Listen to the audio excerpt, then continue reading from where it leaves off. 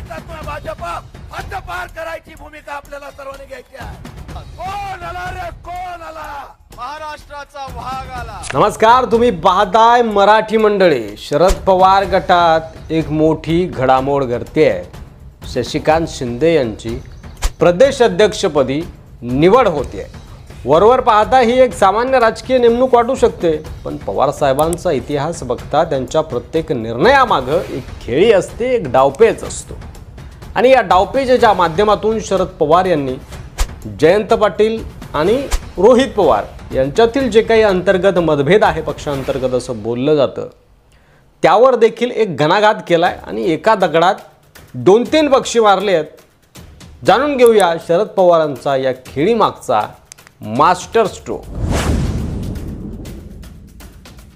शशिकांत शिंदेंची निवड ही केवळ वरिष्ठतेवर आधारित नव्हती, तर ती होती निष्ठेवर आधारित. जयंत पाटील भाजपमध्ये जाण्याच्या चर्चा होत असताना आणि रोहित पवार पक्षात प्रभाव गाजवत असताना एका अशा नेत्याची गरज होती जो पवारांचा कट्टर समर्थक असेल, जो निष्ठावंत असेल.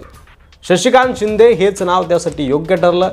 त्यांनी सतत शरद पवारांप्रती एकनिष्ठता दाखवलेली आहे. 4 पराभवानंतरही त्यांनी पक्ष सोडला नाही आणि आता त्यांच्या निष्ठेचं बक्षीस म्हणजे प्रदेशाध्यक्ष पद. हा निर्णय पक्षातील अशा नेत्यांना स्पष्ट संदेश देतो ज्यांनी निष्ठा राखली आहे, त्यांचं राजकारण अजूनही संपलेलं.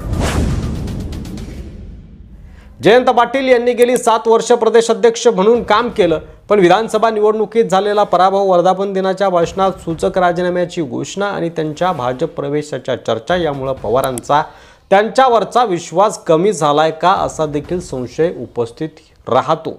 शशिकांत शिंदेंची निवड ही जयंत पाटील यांना दुसऱ्या फळीत ढकलणारा निर्णय आहे. आता त्यांची भूमिका सीमित केली गेली आहे आणि पक्षात नवीन सत्ता केंद्र उदयास येणार आहे. एक जयंत पाटील आणि दुसरे रोहित पवार, दोघांमध्ये सर्व काही सुरळीत नव्हतं अशा बातम्या आपण मध्ये मध्ये बघत असतो. याआधी जयंत पाटलांनी केलेल्या नियुक्त्यांवरून रोहित पवार नाराज होते आणि त्यांच्यात मतभेद आहेत असं देखील बोललं गेलं. शशिकांत शिंदेंच्या या नियुक्तीमुळं रोहित पवारांना थेट संधी न देता एक प्रकारे दोघांनाही साईडलाईन करून शरद पवारांनी नवा पॉवर सेंटर तयार केलाय, जे कुणाच्या घरचं नाहीये पण पूर्णपणे विश्वासातलं आहे पवारांच्या. रोहित पवारांना प्रदेशाध्यक्ष बनवलं असतं तर घराणेशाहीची टीका झाली असती. शरद पवार यांना हा धोका चांगला माहिती होता आणि म्हणूनच त्यांनी बाहेरून म्हणजेच घराण्याबाहेरून एक संघटक, मराठा समाजाचा प्रतिनिधी, साताऱ्यातला एक कार्यकर्ता आणि सच्चा पवार समर्थक निवडला. यामुळे शिंदेंची निवड कार्यकर्त्यांमध्ये एक संदेश देणारी आणि उत्साह निर्माण करणारी निवड आहे. सातारा जिल्हा राष्ट्रवादीसाठी बालेकिल्ला होता, बालेकिल्ला मानला जायचा, पण आता भाजपने तिथं मोठी मुसंडी मारलेली आहे. महेश शिंदे असेल, उदयनराजे भोसले असेल, शिवेंद्रराजे भोसले असतील किंवा इतर काही नेते असतील, यांच्यासारखे विरोधक आणि जिल्हा बँकेतील भाजपचं वर्चस्व यामुळे राष्ट्रवादीची ताकद ढासळली आहे. पण शशिकांत शिंदेंचं साताऱ्यात पुनरागमन म्हणजे भाजपसाठी धोक्याची घंटा आहे. शशिकांत शिंदे लोकांमध्ये फिरतात, संघटन कौशल्य जबरदस्त आहे आणि आता पक्ष श्रेष्ठींचा आशीर्वाद त्यांच्याजवळ आहे. त्यामुळे साताऱ्यात भाजपला पुन्हा ताकद लावावी लागेल हे स्पष्ट आहे. त्यामुळे साताऱ्यामध्ये राष्ट्रवादी कमबॅक करते का शशिकांत शिंदेच्या माध्यमातून, आणि पुढच्या निवडणुकीत शशिकांत शिंदे उदयनराजेंना धोबीपछाड देतात का हे देखील पाहणं महत्त्वाचं असणार आहे.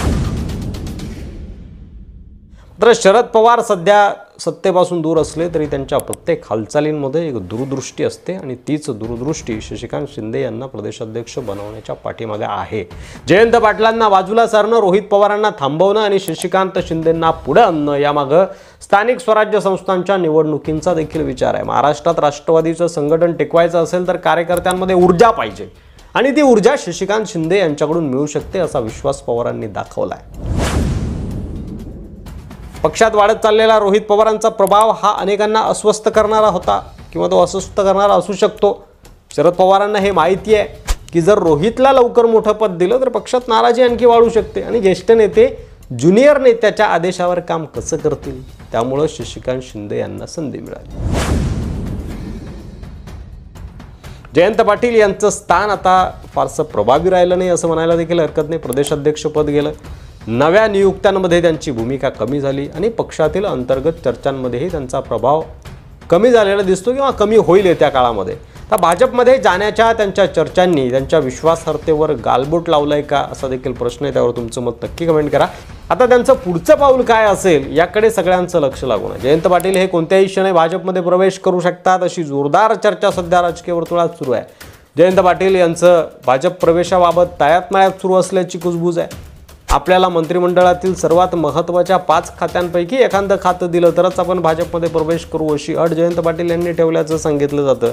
पण जयंत पाटील यांनी या सगळ्या चर्चा आहेत त्या खोडून काढलेल्या आहेत. माझी कुणाशीही चर्चा झालेली नाही किंवा मी भाजपमध्ये जाणार नाही असं त्यांनी स्पष्ट केलेलं आहे. या चर्चा सगळ्या फक्त प्रसारमाध्यमांमध्ये सुरू आहे असं देखील त्यांनी स्पष्ट केलेलं आहे. त्यामुळं येत्या काळामध्ये शशिकांत शिंदे प्रदेशाध्यक्ष झाल्यामुळे राष्ट्रवादीमध्ये काय बदल होतील, जयंत पाटील भाजपमध्ये जातील का आणि स्थानिक स्वराज्य संस्थांच्या निवडणुकीवर नवा प्रदेशाध्यक्ष नियुक्त केल्यामुळं कशा प्रकारे त्याचा परिणाम होईल यावर तुमचं मत एकंदरीत कमेंट बॉक्समध्ये लिहायला विसरू नका. शरद पवार यांनी एका दगडात 3 पक्षी म्हणजे साताऱ्यात भाजपची पायामुळं छाटण्यासाठी आणि पुन्हा राष्ट्रवादी बळकट करण्यासाठी हा डाव टाकला. हा पहिला पक्षी मारला आणि दुसरा पक्षी आणि तिसरा पक्षी म्हणजे जयंत पाटील आणि रोहित पवार यांना अलगद त्यांनी थोडंसं साईडलाईन करून नव्या चेहऱ्याला संधी दिली आहे प्रदेशाध्यक्षपदासाठी. त्यामुळे शरद पवारांनी एका दगडात 3 पक्षी मारल्या का यावर देखील तुमचं मत कमेंट बॉक्समध्ये नक्की सांगा. अशाच व्हिडिओसाठी मराठी मंडळीवर नवीन असाल तर सबस्क्राईब करायला अजिबात विसरू नका. पुन्हा भेटू पुढच्या व्हिडिओमध्ये. तोपर्यंत रजा घेतो. धन्यवाद. जय महाराष्ट्र.